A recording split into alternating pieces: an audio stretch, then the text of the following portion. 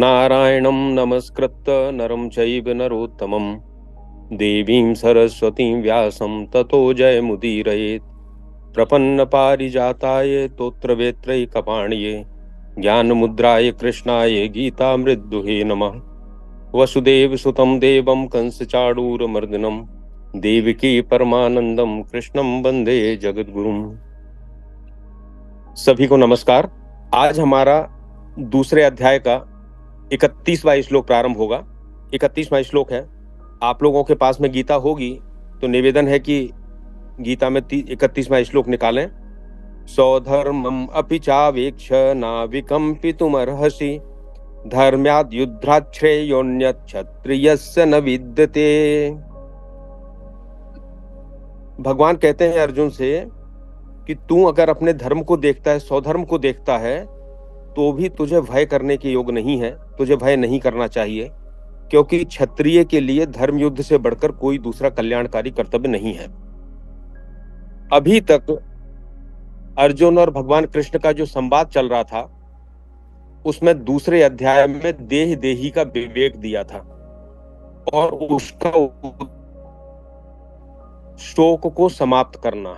जब लोगों को ये लगता है कि जब हमें ये समझ में आता है कि शरीर नाशवान है और आत्मा अमर है, हमारे जो संबंधी खड़े हैं वह भी एक आत्मा है जिसको ना मार सकता है, ना कोई काट सकता है, ना जिसका जन्म होता है।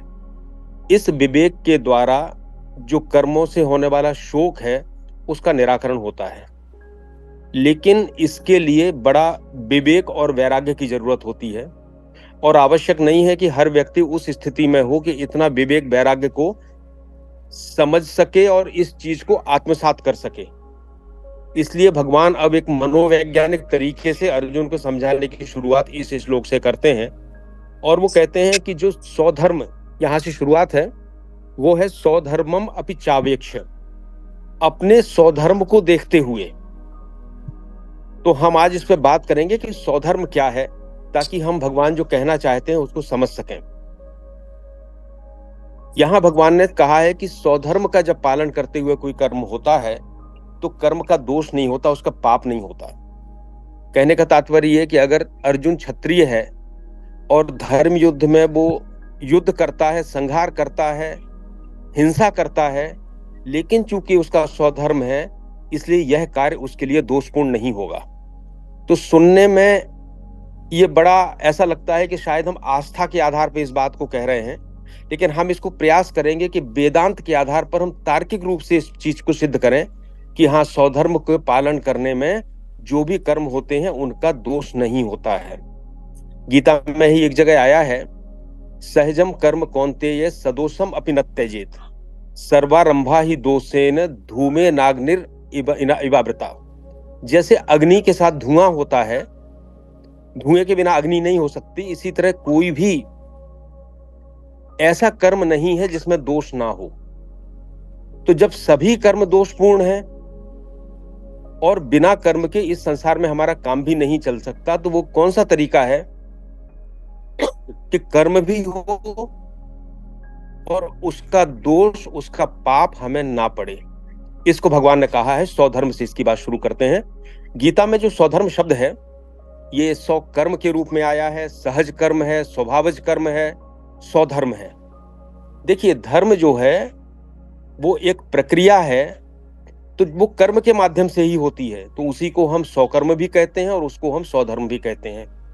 जैसे पिता का स्वधर्म पुत्र का पालन करना होगा, तो पिता का कर्म भी, कर्तव्य भी वही है पुत्र का पालन करना, सो दोनों आपस में पर्यायवाची हो जाते हैं। तो स्वधर्म के अन्य नाम स्वकर्म, सहज कर्म, स्वभावज कर्म, ये सब होता है। अब वो स्व क्या है जिसके धर्म की हम बात कर रहे हैं? तो हम लोगों ने जब देह और देही के विवेक की बात की थी, आत्मा की बात की थी, शरीर की बात की थी, तो हमने इस बात को ध्यान दिया था कि हमारे शरीर में जो आत्मा का प्रतिफलन हो रहा है, आत्मा का जो प्रकटीकरण हो रहा है, उसने अपने आप को शरीर समझ लिया है। उसने अपने आप को जो आत्मा का सहज स्वरूप है उसको जीव भूल गया है और वो शरीर समझ रहा है। इसलिए जीव अपने आप को जो मानता है वह उसका सहज कर्म हो जाता है। जैसे उदाहरण के लिए, किसी व्यक्ति कोई पिता बन गया तो उसका पुत्र से संबंध स्थापित हो गया, तो उसके मन में अब ये भाव नहीं है कि वो आत्मा है या अजर अमर आत्मा है। वो क्या कहता है, मैं पिता हूं। तो जैसे ही पिता बनता है, पिता होता है, वैसे ही उसका स्वधर्म पिता का हो जाता है, पुत्र का पालन पोषण करना और दूसरे जो भी शास्त्रों में दिए गए हैं। इसी प्रकार अगर वो किसी का भाई है, उसका एक अलग स्वकर्म हो जाएगा, स्वधर्म हो जाएगा बहन के प्रति। अब हम आश्रम व्यवस्था की बात करें तो अगर वो ब्रह्मचारी है, पढ़ रहा है, तो उसका धर्म अलग हो जाएगा। गृहस्थ में है तो उसका अलग हो जाएगा, और सन्यास में है या वानप्रस्थ में है तो अलग हो जाएगा। तो आप देखेंगे कि स्वधर्म क्या है, जीव अपने आप को जिस अवस्था में मानता है, जो अपने आप को वो मान के चलता है, वह उसका उसके आधार पर स्वधर्म तय होता है। अब देखिए, स्वधर्म, एक का स्वधर्म दूसरे का नहीं हो सकता। सन्यासी का धर्म भिक्षा मांगना है, पर भिक्षा मांगना, अगर कोई गृहस्थ भिक्षा मांगने जाएगा तो उसके लिए वो परधर्म हो जाएगा, उसके लिए वो नाश है। क्योंकि वो अगर प्रयास नहीं करेगा, अपने पालन पोषण नहीं करेगा और केवल भिक्षावृत्ति करने लगेगा, तो गृहस्थ का कर्तव्यों का पालन नहीं कर पाएगा। तो सन्यासी का जो स्वधर्म है, गृहस्थ का स्वधर्म है, वह अलग अलग होगा। एक कथा आती है महाभारत में कि जब महाभारत का युद्ध हो गया, तो चूंकि युधिष्ठिर बड़े धार्मिक व्यक्ति थे, तो उन्हें बड़ी ग्लानि हुई बाद में कि अरे इतना सारा हमने संहार कर दिया, अब हम लोग 5 ही भाई बचे और कोई सब खत्म हो गए हैं, बड़े बड़े राजा। तो भीष्म पितामह उनको उपदेश देते हैं, तो कहते हैं, दंड एवि राजेंद्र छत्र धर्मो न मुंडनम। हे राजा, राजा का जो कर्तव्य है वो दंड धारण करना है, कि वो अपनी शक्ति के माध्यम से प्रजा का संरक्षण करे, उन्हें सद्मार्ग में प्रेरित करे, दुष्टों का दमन करे। राजा मुंडन करके सन्यासी नहीं हो सकता।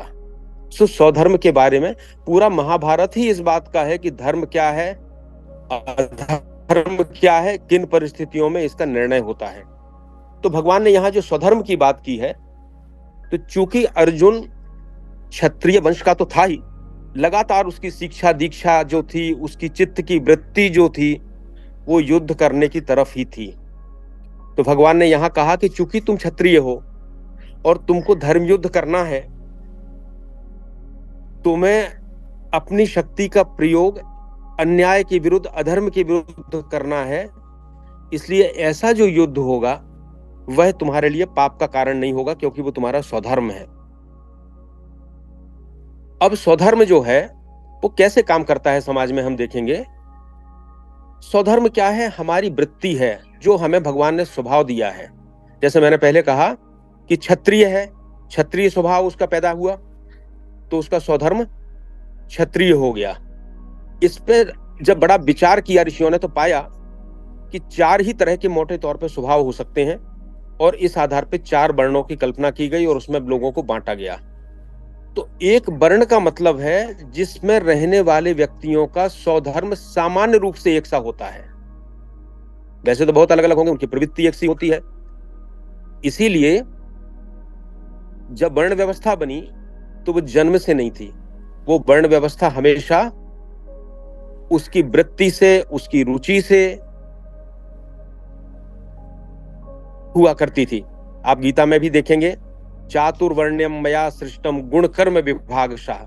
4 वर्णों को मैंने गुण और कर्म के आधार पर उनके विभाग किए हैं। तो हर वर्ण का एक स्वधर्म था, एक सामान्य स्वधर्म था, और फिर उसके अंदर हर व्यक्ति की अलग अलग स्थिति के आधार पर उसके धर्म अलग अलग होते जाते हैं। ये बड़ी विचार की बात है। हम लोग जहां बैठे हैं, जो काम कर रहे हैं, हम विचार करें कि हमारा स्वधर्म आज क्या है, और अगर वो स्वधर्म हम शास्त्र की तरीके से करते हैं तो वो पाप से मुक्त कर देता है। सब कर्म दोषपूर्ण है, लेकिन स्वधर्म करने से पाप नहीं लगता है। अब स्वधर्म कैसे काम करता है, इसको समझने का हम प्रयास करेंगे। पूरे जीवन में 4 पुरुषार्थ होते हैं: धर्म, अर्थ, काम और मोक्ष। पूरे जीवन को चलाने के लिए काम और अर्थ दोनों आवश्यक हैं, अन्यथा हम संसार में नहीं रह पाएंगे। कामनाएं नहीं होंगी तो सामान्य व्यक्ति में उत्साह भी नहीं होगा, और काम नहीं होगा तो संतति आगे नहीं चलेगी। तो काम भी आवश्यक है और अर्थ भी आवश्यक है। अब इसको देखेंगे, पहला धर्म है और आखिरी मोक्ष है। मोक्ष को परम पुरुषार्थ कहते हैं। तो ये जो काम और अर्थ हैं, इन दोनों को नियंत्रण में रखना बहुत आवश्यक है। ये इस तरह के हैं जैसे एक नदी है, अगर उसके हम बांध देते हैं तो उससे नहरें निकलती हैं, फसल होती है, लोगों को पेयजल मिलता है, वो फलदायी हो जाती है। लेकिन जब हम उसके बंधन तोड़ देते हैं तो उसकी बाढ़ जो है उतना ही विनाश लाती है। तो चार पुरुषार्थों में जो अर्थ और काम है ये बहुत निर्द्वंद है, इसलिए इनके ऊपर जो नियंत्रण रखा गया है वो धर्म के माध्यम से रखा गया है, और ये प्रयास किया गया है कि ये अनियंत्रित ना हो। देखिए, हम में और जानवरों में क्या अंतर है। एक श्लोक है, आहार निद्रा भय मैथुनम च, खाना खाना, सोना, भय और बच्चे पैदा करना। सामान्यम एतत् पशुभिर नराणाम, ये चारों चीजें तो पशु में और इंसान में बिल्कुल एक सी होती हैं। धर्मो ही तेसाम अधिको विशेषः,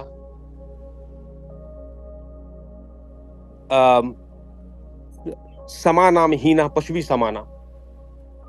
केवल अगर धर्म नहीं है तो इंसान में और जानवर में कोई अंतर नहीं है। लेकिन ये कहते जरूर है, लेकिन मेरा इसमें मानना और है, जानवर पे प्रकृति ने अपना नियंत्रण रखा है। जानवर उच्छृंखल नहीं होता कभी। अगर उसका प्रजनन का टाइम होगा तो वो भी एक समय नियत होगा। वो करीब परिग्रह नहीं करता, अगर उसका पेट भर जाएगा तो इसके बाद वो अपने पास कुछ नहीं लाएगा। लेकिन इंसान के साथ समस्या है कि उसको बुद्धि भी है और विवेक भी है, इसलिए उसके काम और अर्थ दोनों अनियंत्रित हो जाते हैं।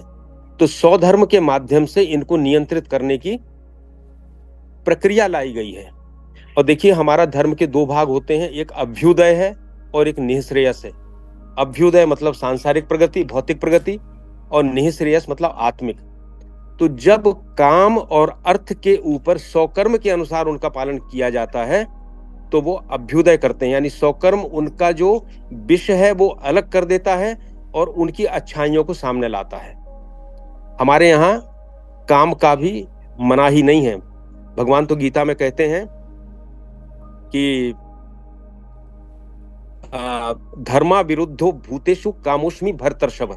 धर्म के अनुसार जो काम है वो भी भगवान कृष्ण कहते हैं मेरा रूप है। तो इतनी ज्यादा हमने उसको महानता महत्ता दी है, लेकिन कब, जब वो धर्म के विरोध में ना हो। तो स्वकर्म क्या करता है, स्वधर्म क्या करता है, हमारे अर्थ और काम एक सीमाओं में बांधता है। आप मानस देखेंगे तो एक चौपाई आती है, सुर दुर्लभ सुख कर जग माही, अंत काल रघुबर पुर जाही। तो हमें संसार में सुर दुर्लभ सुख करने पर भी कोई रोक नहीं है, लेकिन वो धर्म के अनुसार होना चाहिए। कई ऐसे धर्म हैं जो पूरे रिचुअल्स उनके इस बात के लिए होते हैं कि जब मर जाएंगे तो दूसरे जन्म में जाके हमें ये मिलेगा। पर सनातन ऐसा है जो कहता है कि अभी यहीं आपको मिलेगा, इसके लिए किसी दूसरे जन्म की जरूरत नहीं है। लेकिन मिलेगा कैसे, जब हमारे अर्थ और काम धर्म के बंधन में रहेंगे तो ये अभ्युदय पैदा करेंगे। अब कैसे होता है, देखो, इसका भी विज्ञान समझने का प्रयास करें, क्योंकि हम लोग गीता में तार्किक ढंग से आगे बढ़ते हैं। मेरी इच्छा है किसी काम की, लेकिन मेरा स्वधर्म उसे करने नहीं दे रहा, तो क्या होगा, मुझे उस इच्छा को दबाना पड़ेगा। अगर मैं कर सकता तो मैं उस इच्छा का दास होता, खुलेआम घूमता, जो मन में आता वो करता। लेकिन नहीं, हमारा एक धर्म है। मैं अगर कहीं पिता के रूप में हूं तो मुझे उसकी मर्यादा का पालन करना पड़ेगा, और पति के रूप में हूं तो उसकी मर्यादा का पालन करना पड़ेगा। तो धर्म ने हमको मर्यादा दे दी। इसका मतलब यह है कि मेरे मन में जो आ रहा है वो हम नहीं कर रहे हैं। हम क्या कर रहे हैं, एक मर्यादा के अंदर चल रहे हैं। इसका मतलब है इंद्रिय ने और मन ने जो कहा उसको हमने मना कर दिया, धर्म के अनुसार करेंगे, वैसे नहीं करेंगे। सो हमारे ऊपर जो इंद्रिय और मन का राज्य था, साम्राज्य था, उससे हम मुक्त होना शुरू हो गए, यानी उसकी हम दासता से पृथक होना शुरू हो गए। तो आप देखिए, हम मुक्ति की बात करते हैं, बंधन क्या है, बंधन यही है, मन और इंद्रिय का बंधन है हमारे ऊपर। और जब हम धर्म के अनुसार जीवन जीते हैं तो हमारी दैनिक जीवन में आ जाता है कि नहीं, ये हमारे शास्त्र के अनुसार करना है और ये हमें नहीं करना है। तो इंद्रिय और मन के बंधन से बाहर निकलते हैं, और जब हम पूरी तरह बाहर निकल जाते हैं तो वो मोक्ष है। सो धर्म, अर्थ, काम और मोक्ष। सो अर्थ और काम का उपयोग करना है, धर्म का बंधन करना है, और धर्म यहाँ पे भगवान ने जिसको स्वधर्म कहा है, और इसके माध्यम से इंद्रिय और मन पे नियंत्रण करते हुए जो स्टेज आती है वो होती है मोक्ष, यानी दासता से हम मुक्त होते जा रहे हैं। अभी तक हम इंद्रिय और मन के कारण सुख को बाहर खोजते थे, पर जैसे ही बंधन से बाहर निकलते हैं तो पता चलता है कि जिस सुख को हम बाहर खोजते थे वो वास्तव में आत्मा का जो स्थायी सुख है उसकी एक झलक मात्र होती थी। तो जैसे ही हम मोक्ष की तरफ जाते हैं, दासता से बाहर निकलते हैं, वैसे वैसे स्थायी सुख और शांति हमारे अंदर उद्भूत होना शुरू हो जाती है। एक और मुझे याद आ रही है रामचरितमानस में, सोबस विश्व करी बाहुबल निजपुर कीन प्रवेश। प्रताप भानु के लिए है, सारे विश्व को उसने अपने अधीन कर लिया था और अपने पुर में प्रवेश करता था। अर्थ धर्म कामादि सुख सेवई समय नरेश, सारी चीजें समय पे सेवन करता था उनका, यानी धर्म के बंधन के अंदर। तो यहां जो स्वधर्म भगवान ने कहा है, स्वधर्मम अपि चावेक्ष ना विकंपितुम अर्हसि, तो तुम्हारा स्वधर्म यहाँ पे अगर अर्जुन का क्षत्रिय है, युद्ध करना है, तो तुम्हें इससे डिगने की जरूरत नहीं है। तुम ये मत सोचो, अर्जुन के मन में ये बात थी कि हम जब युद्ध करेंगे तो हमारे जो पूज्य है ये मरेंगे, तो शोक तो अलग होगा लेकिन हमें इसका हिंसा का पाप पड़ेगा। तो इसमें बड़ी महत्वपूर्ण बात है। देखिए, हम अहिंसा को कई बार बड़े साधारण रूप में लेते हैं, अहिंसा अहिंसा करते हैं, लेकिन अहिंसा जितनी जरूरी है उतनी ही जरूरी हिंसा भी है। अगर हिंसा नहीं होगी तो भी समाज नहीं चल पाएगा, और अहिंसा नहीं होगी तो भी नहीं चल पाएगा। सबका अपने अपने समय पे उसका उपयोग है। तो भगवान इस जगह स्वधर्म के अनुसार अगर हिंसा करना है तो हिंसा भी आवश्यक है। आप एक और देखिए कि अर्जुन ने भगवान से, मैंने पहले भी कहा है कि ये नहीं कहा कि मुझे युद्ध जिता दो, अर्जुन ने कहा मुझे कल्याण का साधन बताओ। तो कल्याण का साधन जो है वो इस तरह से कहा गया। एक और मैं आपसे कहूं कि जो ये पूरी यात्रा है, संसार के बंधन से लेके मोक्ष की मुक्ति की यात्रा, इसको संसार के माध्यम से ही करना है। और इसमें the path of least resistance क्या हो सकता है? पाथ ऑफ लीस्ट रेसिस्टेंस, कम से कम रेसिस्टेंस हो, वो यही स्वधर्म है, उसके माध्यम से ही होता है। मान लीजिए मैं एक 18 साल के बच्चे को कहूं कि तुझे तो सन्यासी बनना है, अब उसकी वृत्ति नहीं है, उसका शरीर तैयार हो रहा है संसार के लिए, तो वो सन्यासी बनने कभी तैयार नहीं होगा। उन महापुरुषों की बात छोड़ दीजिए जिनके पूर्व जन्मों के संस्कार थे और जो बचपन से ही जिनको आत्मज्ञान हो गया, लेकिन हम आम आदमी की बात करें तो वो कब तैयार होगा? जब वो गृहस्थ से निकलेगा, वानप्रस्थ में जाएगा, सन्यास में जाएगा, सबके अपने अपने स्वधर्मों को पालन करता हुआ आगे बढ़ेगा। सो ये सबसे कम प्रतिरोध है, उसकी मानसिक अवस्था उसको स्वीकार करती हुई चली जाएगी मोक्ष की तरफ। So this is the path of least resistance, स्वधर्म का। हम एक और बात करते हैं।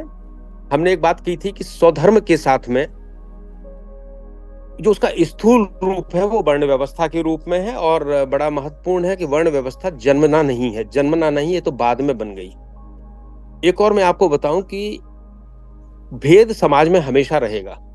एक लोग कहते हैं कि सब समान हैं, भेद हमेशा रहेगा, बुद्धि में, ताकत में, विवेक में। कभी भी दो आदमी एक से नहीं हो सकते, समाज में हमेशा विभाजन रहेगा।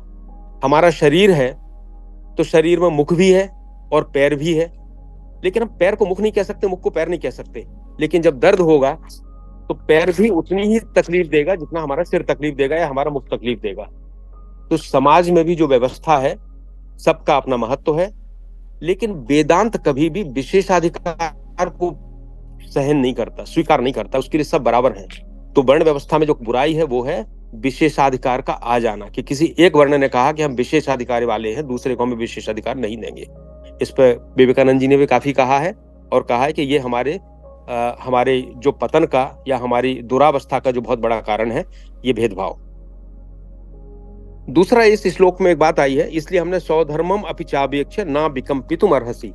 आप लोग स्वधर्म के ऊपर विचार करें, और दैनिक जीवन में जो गीता की बात है वो ये है कि इस पर विचार करने के बाद आप दिन भर जो काम करते हैं उनको धर्म के सीमा में लाके और हम अपनी इंद्रियों और मन की दासता से पृथक होकर परम पुरुषार्थ मोक्ष तक का रास्ता तय करें लीस्ट रेसिस्टेंस पाथ के माध्यम से। यही इसका उद्देश्य और यही भगवान श्री कृष्ण अर्जुन को इशारा कर रहे हैं। इसका अगला लाइन है धर्मादि युद्धा श्रेयोन्यत क्षत्रियस्य न विद्यते।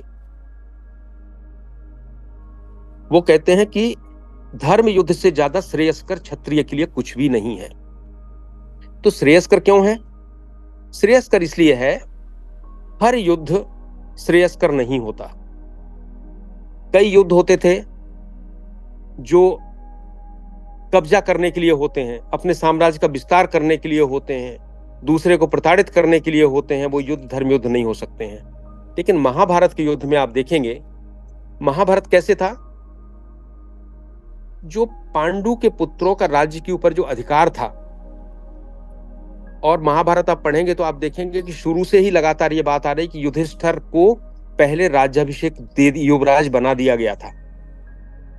और जब युवराज बनते हैं तो जनता जो महाभारत कहता है कि जनता के लोग जो गलियों में और चौराहों में बात करते थे वो कहा करते थे युधिष्ठिर से अच्छा युवराज का के लायक कोई भी सक्षम नहीं है। जब भीष्म ने उपदेश दिया तो दुर्योधन से यही कहा कि तुम आधा राज्य इनको दे दो, लेकिन दुर्योधन ने मना किया। पहले तो दिया लेकिन बाद में जुए के बहाने बुला के वो आधा राज हड़पा, और वो भी 2 बार हुआ। पहली बार जब जुआ हुआ तो वो सब जीत गया, द्रौपदी का अपमान किया, लेकिन धृतराष्ट्र को कुछ आत्मग्लानि हुई तो बाकी सब तो हो गया, लेकिन उसने ये मना के इनको आधा राज्य वापिस कर दिया।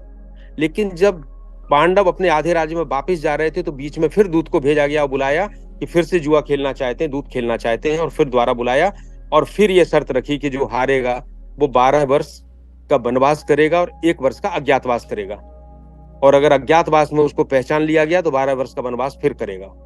इस कठिन शर्त को भी जब पूरा कर लिया पांडवों ने, और जब राज्य मांगने आए तो फिर राज्य देने से दुर्योधन ने इनकार कर दिया। तब उन्होंने कहा मैं 5 ही गांव दे दो, तो दुर्योधन ने कहा हम तो 5 गांव तो छोड़िए, हम आपको सुई के नोक बराबर भी भूमि देने तैयार नहीं है। आप इस पूरे अगर घटनाक्रम को देखेंगे तो अब आप पाएंगे कि अधर्म हर स्थान पर किया जा रहा है। तो धर्मादि युद्धच श्रेयोन्यत, इसलिए पांडवों के लिए यह धर्म युद्ध हो गया। अगर इसकी पूरी प्रक्रिया को हम देखते हैं, और धर्म युद्ध क्या होता है, जो न्याय के लिए होता है, अन्याय के प्रतिरोध के लिए होता है, अधर्म के नाश के लिए होता है। मैं आपको एक उदाहरण कहूं कि द्वितीय विश्व युद्ध हुआ। द्वितीय विश्व युद्ध में क्या हुआ, जो हिटलर की सेना थी उसकी जो बात थी वो थी उसकी नस्लीय श्रेष्ठता, और दूसरा एक मिलिट्री का अधिनायकवाद। अगर वो जीत जाता तो क्या होता, एक जब वेदांत तो कहता है कोई जातीय श्रेष्ठता होती ही नहीं, सब बराबर है, किसी का कोई विशेषाधिकार नहीं है, यही धर्म है। उसके जीतने का अर्थ था अधर्म होना। तो अगर उससे पूरा संसार मिलकर लड़ा तो आधुनिक परिवेश में वो धर्म युद्ध था उन शक्तियों के लिए जो नाजियों के विरुद्ध लड़ी। अगर आजकल कोई आईएसआई के खिलाफ या इसी तरह के कोई संगठन के खिलाफ लड़ता है तो वो भी एक धर्म युद्ध है। तो धर्म युद्ध हमेशा श्रेयस्कर होता है, और अधर्म के लिए जो युद्ध लड़ा जाता है वो श्रेयस्कर नहीं होता। तो भगवान यहाँ ये कह रहे हैं कि ये तो धर्म युद्ध है, तुम्हारे लिए आया है, और जितने सारे उदाहरण दिए उससे सिद्ध हुआ कि धर्म युद्ध है, इस कारण से तुम्हारे लिए ये श्रेयस्कर होगा। धर्मादि युद्धा श्रेयोन्यत क्षत्रियस्य न विद्यते, क्षत्रिय के लिए इससे अच्छी कोई चीज नहीं होती है। तो भगवान ने शोक का भी निवारण किया और पाप का भी निवारण किया। हम अगले श्लोक पे आते हैं जो बड़ा महत्वपूर्ण है, वो है 32वां श्लोक। देखने में बड़ा साधारण लगता है। 32वां श्लोक कहता है, आप लोग निकालिए, यद्रच्छया चोपपन्नम स्वर्गद्वारम अपावृतम सुखिनः क्षत्रियाः पार्थ लभन्ते युद्धम ईदृशम। हे पार्थ, अपने आप प्राप्त हुए और खुले हुए स्वर्ग के द्वार रूप इस युद्ध को भाग्यवान क्षत्रिय लोग ही पाते हैं। तो 2-3 चीजें हो गई, एक तो अपने आप प्राप्त हुआ, दूसरा भाग्यवान क्षत्रिय पाते हैं ऐसे धर्म युद्ध को, और स्वर्ग का द्वार है।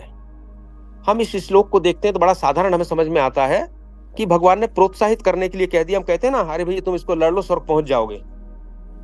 तो हम इसको साधारण रूप से निकाल सकते हैं, लेकिन हम इस श्लोक के माध्यम से जो विशेषता है, जो लॉजिक है, उस पर बात करेंगे। तो पहले तो यद्रि अच्छा चोपपन्यम, जो अपने आप प्राप्त हुआ है। देखिए, अभी हमने कहा था कि पांडवों ने निरंतर युद्ध टालने का प्रयास किया और अंतिम समय में तो भगवान श्री कृष्ण स्वयं दूत बन के गए कि ये युद्ध ना हो। और जो महाभारत पढ़ेंगे तो आपको पता चलेगा कि दुर्योधन इतना दुर्बुद्धि था कि उसने भगवान को भी कैद करने का प्रयास किया। तब भगवान ने पहली बार अपना विश्व रूप वहां दिखाया था और एक झलक दिखाई थी कि तुम मतलब कैद क्या करोगे, भगवान क्या है, उसकी एक झलक वहां दिखाई थी उस समय। इतने प्रयासों के बाद भी जब युद्ध नहीं टला तो क्या था, ये तो अपने आप आया था।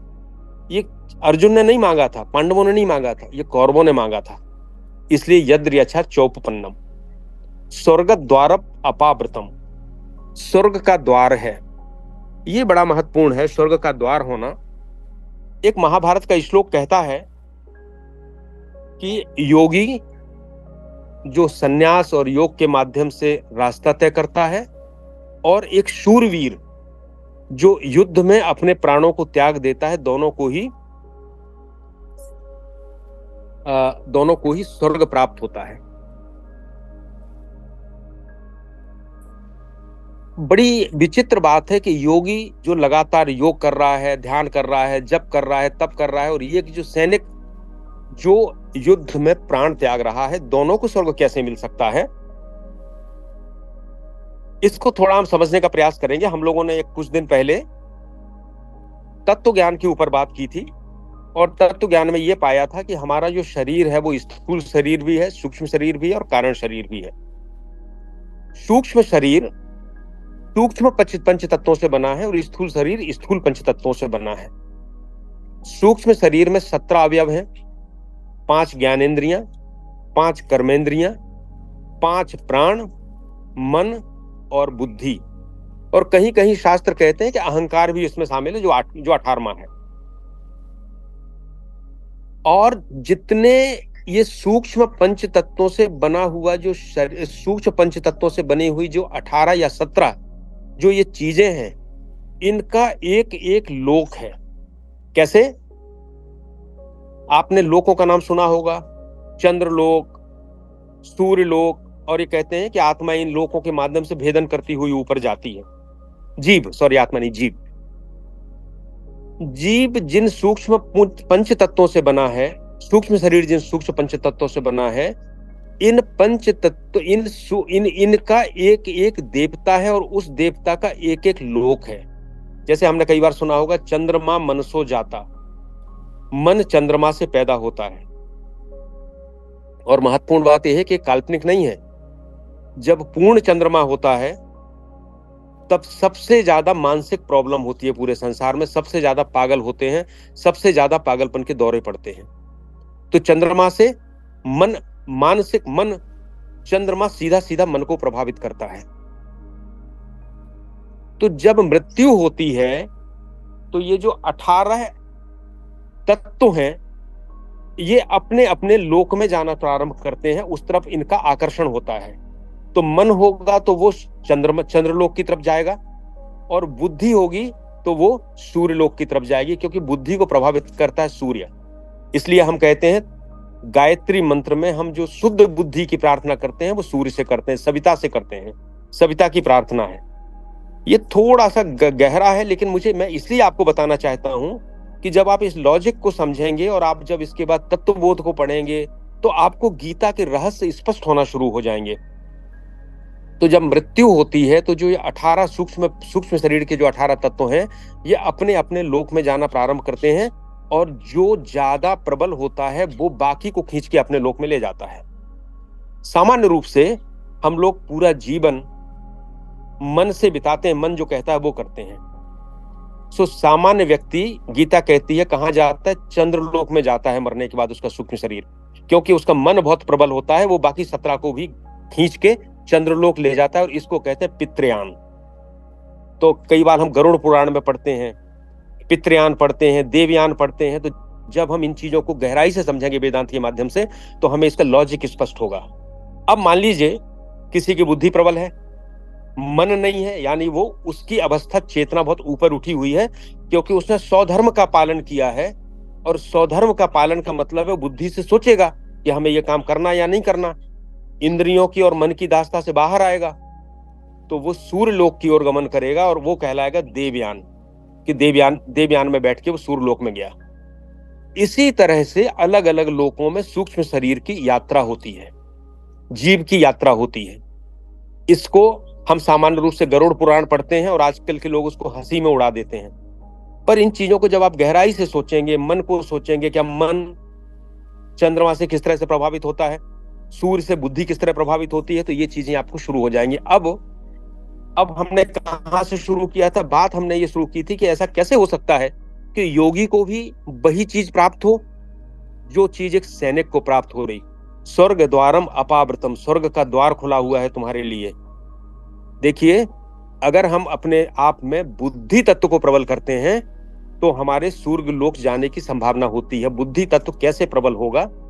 बुद्धि 8 तरह की होती है, जिसको 2 भागों में बांटा गया है, सात्विक और तामसिक। सात्विक बुद्धि 4 तरह की होती है, धर्म, ज्ञान, वैराग्य और ऐश्वर्य। धर्म, ज्ञान, वैराग्य और ऐश्वर्य, और इसमें 2 चीजें और मिल जाती हैं, यश और श्री, तो ये 6 हो जाते हैं भग। और जिसमें ये 6 चीजें पूर्णता से होती हैं उसको हम कहते हैं भगवान। मतलब उसमें धर्म है, ज्ञान है, वैराग्य है, ऐश्वर्य है और यश और श्री है। अभी हम केवल बात कर रहे थे जो हमारे लिए बुद्धि है वो 4 तक है। अब धर्म क्या है और ऐश्वर्य क्या है? तो सामान्य रूप से तो हमें लगता कि ऐश्वर्य का मतलब बहुत धन संपत्ति है, धर्म का मतलब जो हम सामान्य रूप से धर्म को समझते हैं, पर थोड़ा सा 4 बुद्धि और हैं जो तामसिक हैं। धर्म की उल्टी जो है अधर्म है, ज्ञान का अज्ञान है, वैराग्य का अवैराग्य है और ऐश्वर्य का अनैश्वर्य है। अब धर्म क्या है? धर्म ये है, मैं ये जानूं कि मैं इस संसार में हमेशा नहीं रहूंगा, मेरा हर चीज से बिछोह होगा, चाहे वो मेरी धन हो, संपत्ति हो, मेरे साथी हो, मेरे परिवार के लोग हो या चाहे कोई हो। अगर हम ये समझते हैं तो हम धर्म को समझते हैं, और हम नहीं समझते हैं तो हम अधर्म को समझते हैं, मतलब हम अधर्म कर रहे हैं। तो धर्म का अर्थ है इस वास्तविकता को समझना। और जो व्यक्ति ये मानता है मैं हमेशा रहूंगा, उसको बोलते हैं अभिनिवेश वेदांत की भाषा में। तो अभिनिवेश अधर्म है। दूसरा हम देखें ऐश्वर्य। ऐश्वर्य क्या है? ऐश्वर्य धन संपत्ति नहीं है। मेरी आत्मा जो है, मैं आत्मरूप हूं, और मेरी आत्मा अजर अमर है, और इस ब्रह्मांड तो छोड़िए, करोड़ों ब्रह्मांडों में जो ईश्वर व्याप्त है, ममे बांसो जीव लोके जीव भूत सनातना, मैं उसी का अंश हूं। तो मेरा ऐश्वर्य कितना बड़ा है? अहम ब्रह्मास्मि, मेरा ऐश्वर्य बहुत बड़ा है, मैं सारे लोकों में व्याप्त हूं, उसी का मैं अंश हूं। लेकिन जब हम कहते हैं कि मैं शरीर हूं, उस आत्मा को इतना सीमित कर देते हैं, बस ये घर मेरा है, ये बच्चा मेरा है, ये कार मेरी है, इसके अलावा मेरा कुछ नहीं है, तो मैंने उस आत्मा के ऐश्वर्य को समेट दिया अनैश्वर्य में, और इसको हम कहते हैं अस्मिता। तो जो योगी होता है वो धर्म को प्रबल करता है विचार के द्वारा कि मैं आत्मा हूं। वो अपने ऐश्वर्य को प्रबल करता है कि ये सारा ब्रह्मांड में मैं ही व्याप्त हूं, अहम ब्रह्मास्मि हूं। जब धर्म और वैराग्य प्रबल होते हैं तो उसके साथ में धर्म और ऐश्वर्य प्रबल होते हैं तो ज्ञान और वैराग्य भी प्रबल हो जाता है, पूरा बुद्धि तत्व प्रबल हो जाता है। इस अवस्था में जब योगी की मृत्यु होती है तो वो सूर्य की तरफ उसकी बुद्धि उसके सूक्ष्म शरीर को लेकर चलती है। अब दूसरी तरफ देखिए, एक युद्ध में एक सैनिक गया। सैनिक सबसे पहले जब युद्ध में जाता है तो ये सोच के जाता है, अपने शरीर से मोह त्याग देता है, किसी भी क्षण मर सकता है। और उसको ये पता है, मतलब उसके मन में ये बात आ जाती है कि मेरा शरीर नित्य नहीं है। तो जैसे ही उसके शरीर मन में ये बात आती है नेगेटिव तरफ से कि मेरा शरीर हमेशा नहीं है, नाशवान है, और उससे मोह छोड़ता है, वैसे ही वो अभिनिवेश को खत्म कर देता है, मतलब मैं शरीर हूं इस बात से अलग हो जाता है। तो तो धर्म की वृद्धि होना शुरू हो जाती है। और जब वह देखता है, जब वह इस अवस्था में पहुंचता है, तो फिर बात ये आती है कि जब मैं शरीर नहीं हूं, मैं अखिल ब्रह्मांड में व्याप्त आत्मा हूं, यह मत अपने आप पैदा होता है। तो ये जो है उसके साथ ऐश्वर्य उसके अंदर पैदा होता है। और जब ये दो चीजें पैदा होती हैं और उस अवस्था में जब सैनिक की मृत्यु होती है, तो उसकी मनोदशा वही होती है जो एक योगी की मनोदशा होती है। इसलिए योगी अगर सूर्य लोक को जाता है तो शहीद जो मरने वाला है वो भी उसी लोक को जाता है। लेकिन अंतर इतना है कि हर मरने वाला नहीं जाएगा। अगर उसने इस अवस्था में जाके युद्ध किया है, जब उसने स्वधर्म को माना है, तो उसने अपनी पूरी ताकत उसमें लगा दी है और इस तरह से युद्ध करेगा, तो उसके लिए स्वर्ग द्वारम अपावृतम। और भगवान ने कहा भी है गीता में, ये ऊर्ध्वम गच्छन्ति सत्वस्था, जो सत्व में स्थित होता है वो ऊर्ध्व में जाता है, ऊपर की दिशा में जाता है। अब स्वर्ग जाने का एक और कारण है, उसको भी हम विचार कर लेते हैं। हमारे शरीर की 4 अवस्थाएं होती हैं। या तो हम जागते हैं, जागने में क्या होता है, हमारी इंद्रियां जो हैं उनके साथ मन का संयोग होता है, तो हम एक एक चीज को ग्रहण करते हैं और हमारे चित्त पे उसके संस्कार पड़ते जाते हैं। और मन का अगर संयोग नहीं होता है तो हमें कुछ भी पता नहीं चलता। जैसे मैं अभी आप लोगों से चर्चा कर रहा हूं, मेरा मन जो है आपसे चर्चा में है।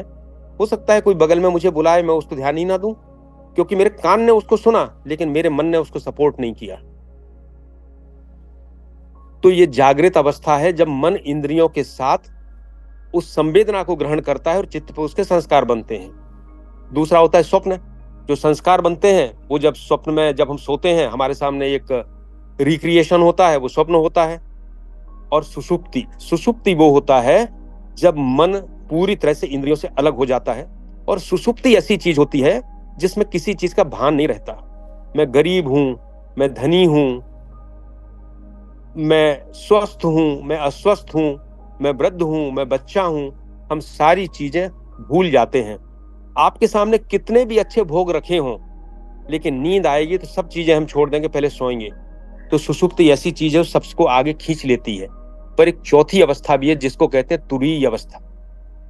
तुरीय अवस्था वो होती है, सुषुप्ति में तो हमें कुछ भी पता नहीं है, लेकिन तुरीय वह है जब चेतना इतनी केंद्रित हो जाती है किसी एक चीज पे कि बाकी सारी चीजें भूल जाते हैं। योगी समाधि में जाता है, ईश्वर से संबंध स्थापित करता है, सारी चीजें भूल जाता है, तुरीय अवस्था कहते हैं। एक उदाहरण बताऊं आपको, बड़ा छोटा सा। जैसे हमने कहा था कि जो आत्मा का सुख है उसकी झलक हमें सांसारिक सुख के माध्यम से अस्थायी रूप से मिल जाती है। कामना की पूर्ति होती है, काम होता है, सुख मिलता है, वो आत्मा का होता है। इसी तरह तुरीय अवस्था की झलक भी हमें अपने दैनिक जीवन में मिलती है। कैसे? एक बच्चा सो गया,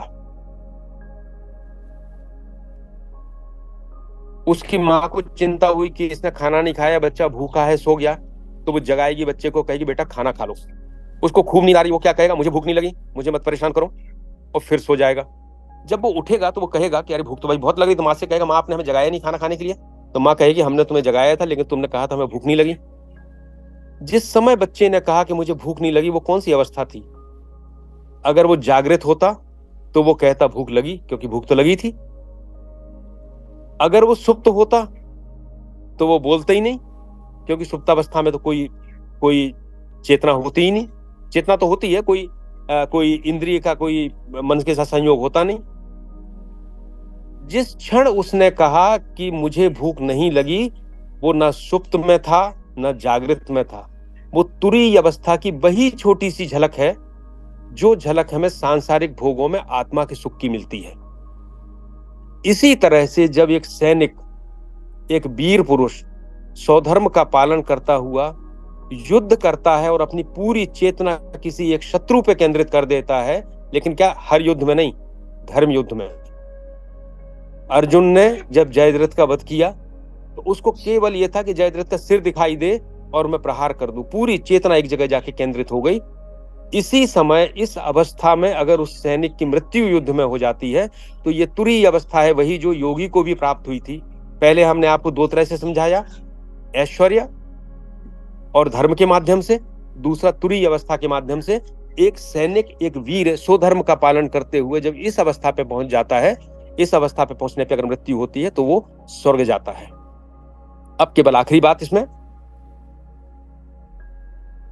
महत्वपूर्ण यह है कि मृत्यु किस दशा में होती है। और भगवान ने, अभी गीता जब आगे पढ़ेंगे तो हम देखेंगे, भगवान कहते हैं कि जो दशा है, जैसा हम जीवन जीते हैं वैसी ही दशा मृत्यु के समय बनती है, उस पर अलग विवेचन होगा। ये जो सूक्ष्म शरीर का जो गमन है, चूंकि ये भी पंच महाभूत का हिस्सा है, ये आत्मा नहीं है। जैसे हम देखते हैं ना कि एक रॉकेट को अगर हम कम गति से भेजते हैं तो हो सकता है वो पृथ्वी के गुरुत्वाकर्षण को ना भेज पाए और वापस आ जाए, पर जब हम उसको एक पर्टिकुलर एक स्पीड से भेजते हैं तो वो गुरुत्वाकर्षण क्षेत्र से बाहर निकल जाता है। इसी तरह मृत्यु पर बुद्धि लेके जा रही है किसी अपने सूक्ष्म शरीर को, या मन लेके जा रहा है, किस लोक में लेके जा रहा है, ये डिपेंड करेगा कि उसको किस तीव्रता के साथ, बुद्धि की तीव्रता कितनी थी, मन की तीव्रता कितनी थी। तो बुद्धि की तीव्रता तेज होने पर केवल सूर्य लोक में नहीं रुकेगा, वो सूर्य लोक का भी भेदन करके आगे निकल जाएगा। और चूंकि स्वधर्म का पालन करते हुए उसे धर्म के अन्य जो अंग हैं उनका भी उसने पालन किया है, तो फिर उसकी मुक्ति की अवस्था, यानी उसका आवागमन का चक्र खत्म हो जाएगा। इसमें कहते हैं कि आ ब्रह्म भुवनान लोका पुनरावर्तिनोर्जुन, ब्रह्म लोक तक जाती है अगर जीव तो वापस आता है, लेकिन ब्रह्म लोक को अगर छेदन करके निकल जाता है तो वापस नहीं आता।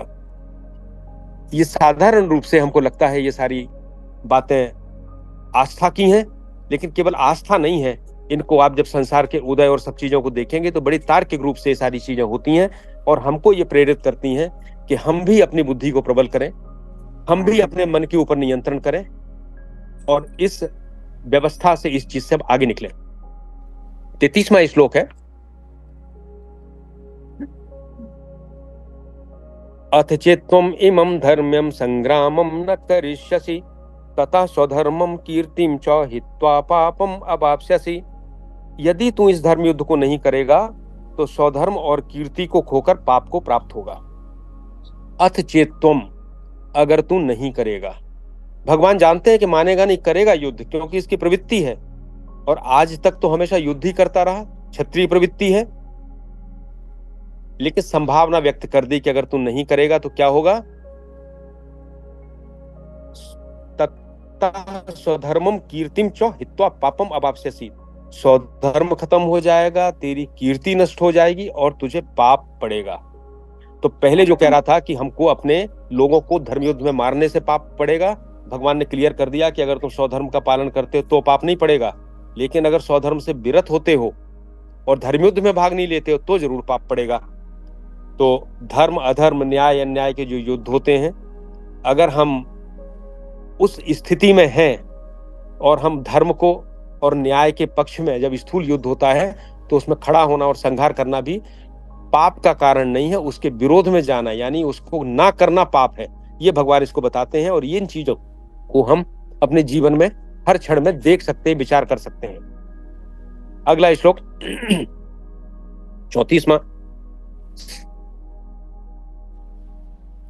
अकीर्तिं चापि भूतानि कथयिष्यन्ति ते व्ययाम संभावितस्य चा कीर्तिर्मरणाद अतिरिच्यते। वो कहते हैं कि ऐसा होगा तो लोग तेरे बहुत काल तक तेरी अपकीर्ति का कथन करेंगे। बड़े सामान्य तरीके से भगवान समझा रहे हैं, और अपकीर्ति मरण से भी ज्यादा बुरी होती है। देखिए, अर्जुन इतना बड़ा योद्धा था कि उसने भगवान शंकर से भी युद्ध किया था, छद्म भावेश में थे भगवान, और भगवान उसके प्रसन्न होकर उन्होंने उसको धनुष प्रदान किया था, पिनाकी नामक। तो उसकी इतनी कीर्ति थी कि भगवान शंकर से भी अर्जुन युद्ध करता था, और भगवान शंकर भी कहते थे कि हाँ, तू वास्तव में योद्धा है। और जब ऐसा होगा कि तू युद्ध से भाग जाएगा तो लोग ये नहीं कहेंगे तू पाप या शोक से डर से भागा है। अगर ये बात थी तो तुझे तो पहले ही पता था कि हमें भीष्म से युद्ध करना है, द्रोण से युद्ध करना है, फिर क्यों आया था युद्ध करने के लिए। तो हमेशा ये सोचेंगे कि तू भय के कारण या किसी अन्य कारण से तू यहां से चला गया। 35वां श्लोक है, भयाद रणाद उपरतम मनस्यन्ते त्वं महारथा एसाम च त्वं बहुमतो भूत्यायास्यसि लाघवम्। तो जो पहले तुझे मानते थे तो कि तू बहुत अच्छा योद्धा है, वो तेरी तुझे मानेंगे, तू डर गया, भय के कारण चला गया। और देखिए, जो सामान्य व्यक्ति है उससे सामान्य सम्मान मिलता है तो उसकी जो कीर्ति होती है वो भी कम होती है, उसका अपमान भी हो जाता है तो भूल जाते हैं लोग 2-4 दिन में।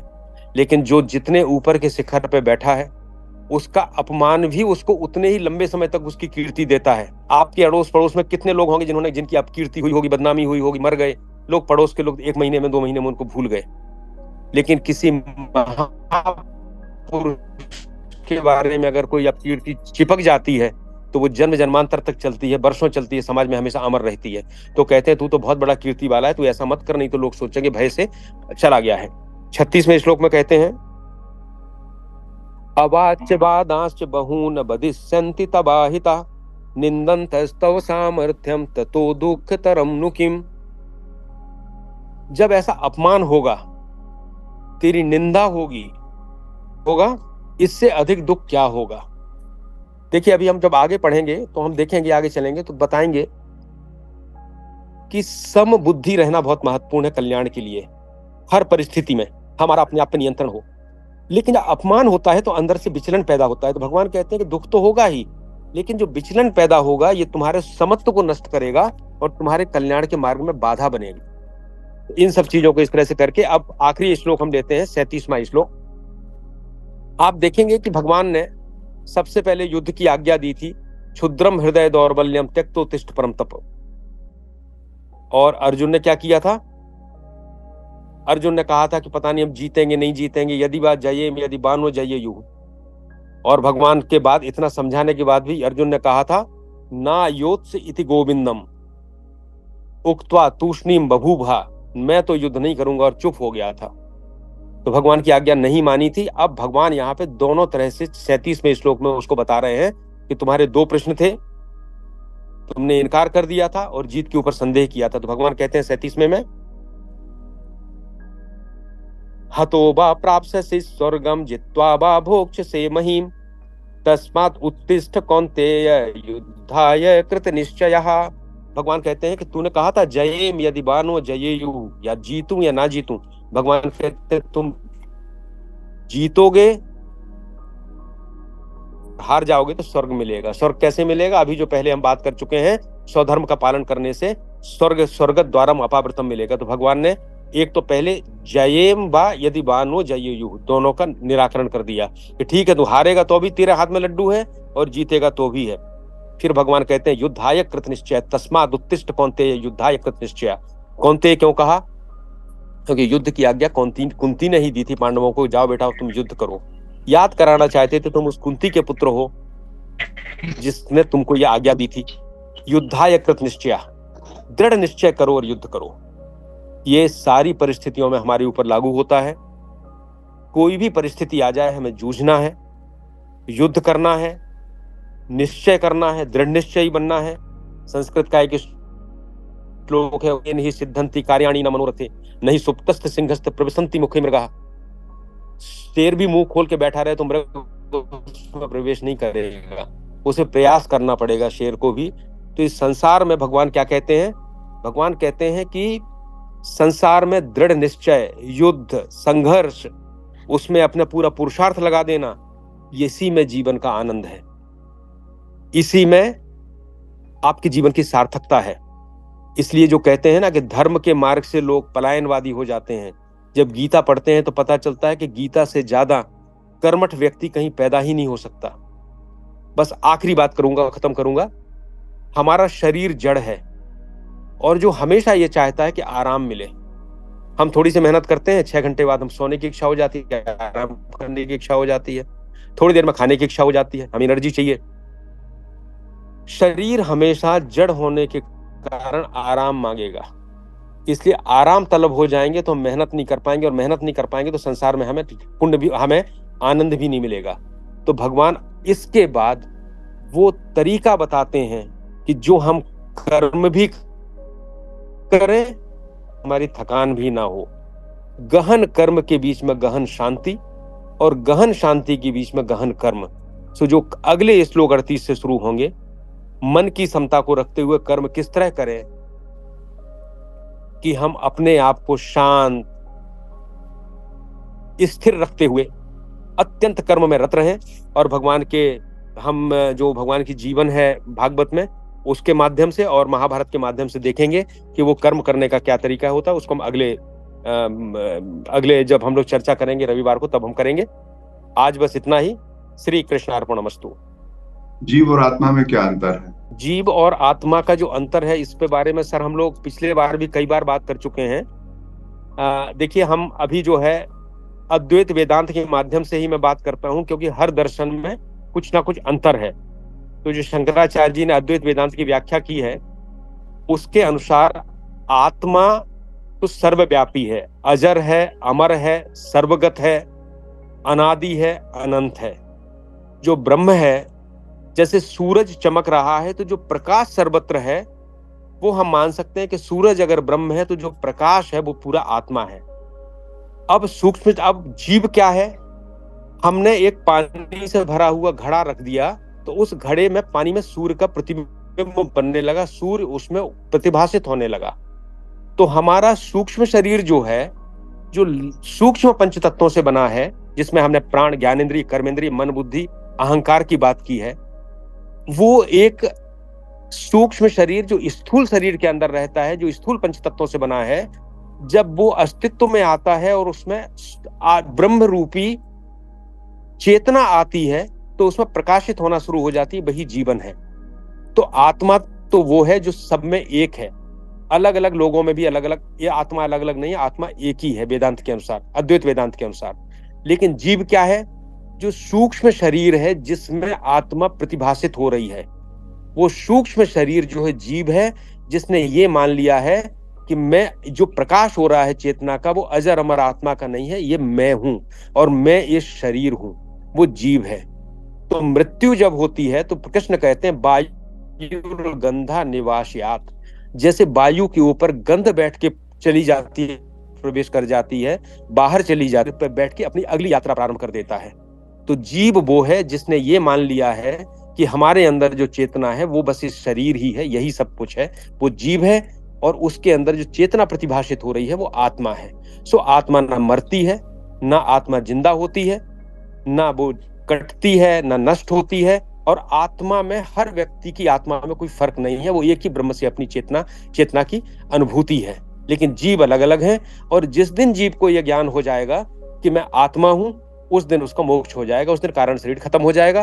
कारण शरीर खत्म हो जाएगा तो वायु गंधा निवासात, जैसे वायु पे गंध बैठ के जाती है, तो जब कारण शरीर ही नहीं होगा तो सूक्ष्म शरीर कहाँ जाएगा? उसके 18 अंग डिसइंटीग्रेट हो जाएंगे और अपने अपने लोक में चले जाएंगे, ये मुक्ति हो जाएगी।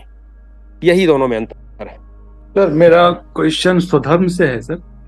जैसे आपने कहा कि जो एक सैनिक होता है वो इस मनोदशा में पहुंच जाता है कि मतलब शरीर के भाव से ऊपर उठ जाता है, तो आत्मभाव में अगर वो युद्ध करता है तो उसकी योगी की तरह ही अंतिम गति होती। तो मेरा ये क्वेश्चन है कि धर्म विशेष जो है वो अपने धर्म से जो दूसरा है उसको काफिर मानता है, और उनका धर्म ही कहता है कि जो काफिर हैं उनको खत्म करने से हम, मतलब जो हम लोगों को कहते हैं, जो हम स्वर्ग लोग मानते हैं वही जन्नत बोलते हैं।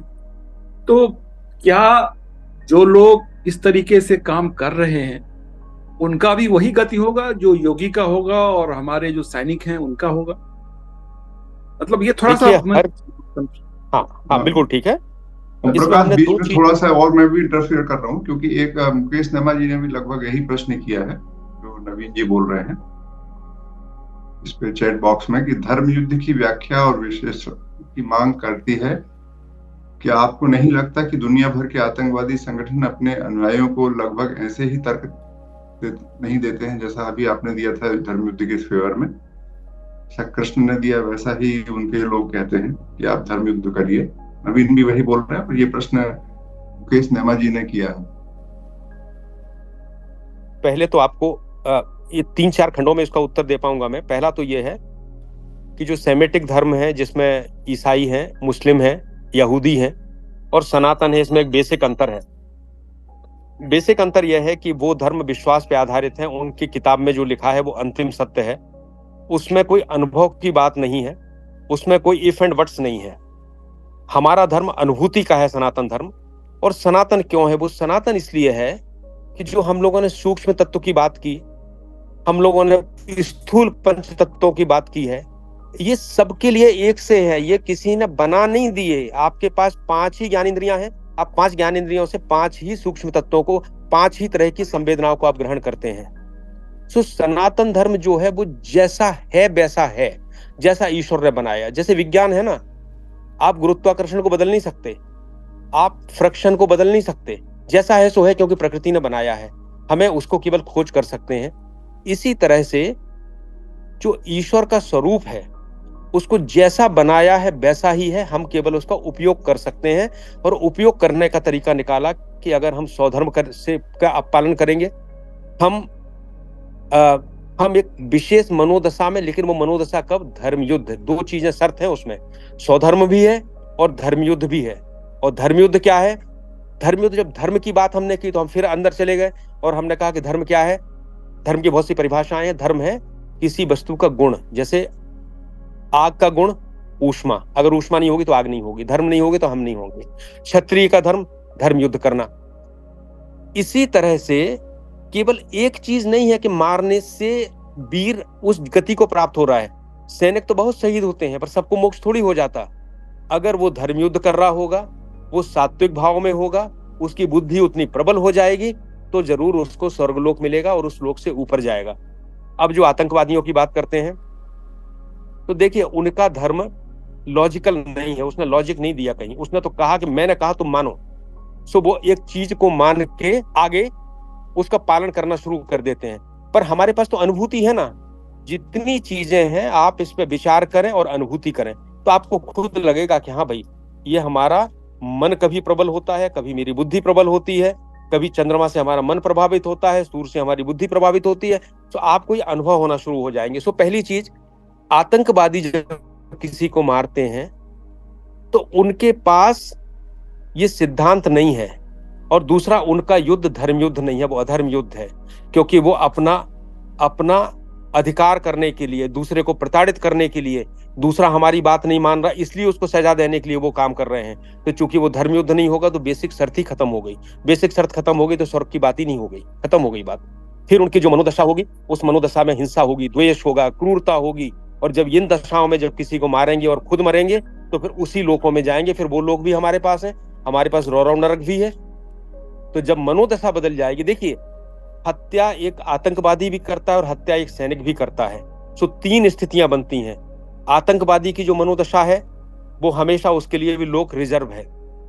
जो सैनिक केवल अपने कर्तव्य को, कि हम पेट भरने के लिए जा रहे हैं और हम युद्ध कर रहे हैं, वो जब करता है उसको एक पुण्य मिलेगा, क्योंकि उसने अपने एक बड़े जन समूह के पक्ष में काम किया है, देश के पक्ष में काम किया है। लेकिन मोक्ष नहीं मिलेगा। मोक्ष तब मिलेगा जब उसकी मानसिक दशा स्वधर्म के साथ साथ वो तुरीय अवस्था या जो अभिनिवेश और अस्मिता, उन चीज का उपयोग होगा और उस मानसिक दशा में होगा, तो फिर मोक्ष का अधिकारी हो जाएगा। सो तीनों अलग अलग हैं और तीनों के साथ अपनी अपनी शर्तें हैं। सो कोई भी आतंकवादी कभी भी वीर सैनिक नहीं हो सकता, इन शर्तों को पूरा नहीं कर सकता। उसका लोक अलग है, इनका लोक अलग है। मैं इसमें एक कुछ इंटरव्यून करना चाह रहा था, जो मैं सोचता हूँ मैं बोलना चाह रहा था।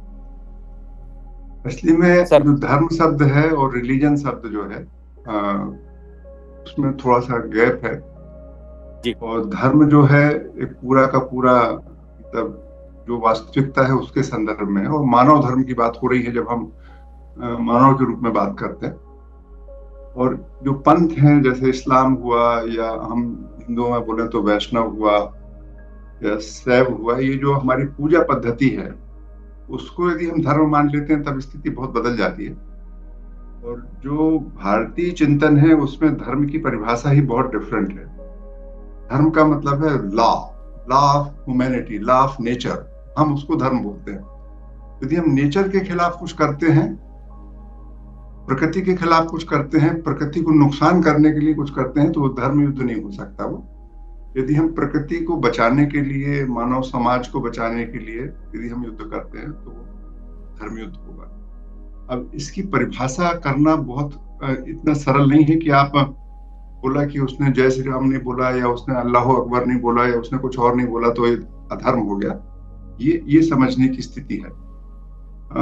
मानव मतलब जो दुनिया में जो समस्याएं हैं उनके निराकरण के लिए यदि आप काम कर रहे हैं तो धर्म युद्ध कर रहे हैं, और यदि जो दुनिया की समस्याएं हैं वो बढ़ रही हैं आपकी एक्टिविटी से, तो वो धर्म युद्ध नहीं हो सकता।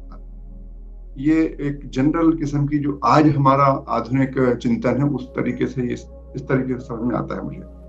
ओम प्रकाश जी, बहुत ही सुंदर सत्र था, जैसा कि अनेक लोगों ने चैट बॉक्स में लिखा है। तो इस सुंदर सत्र के लिए आपको बहुत बहुत धन्यवाद। नमस्कार।